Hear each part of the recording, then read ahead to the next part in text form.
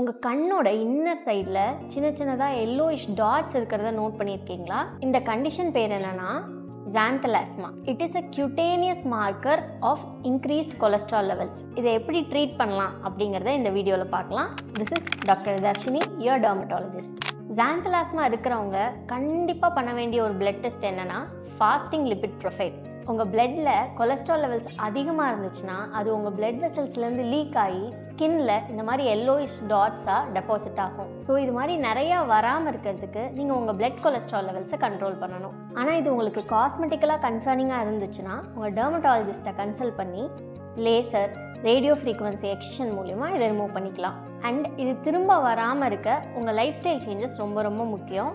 அதாவது walking or any kind of exercise, avoiding oily and junk foods, avoiding high glycemic index foods. இதெல்லாம் ஞாபகம் வச்சுக்கோங்க.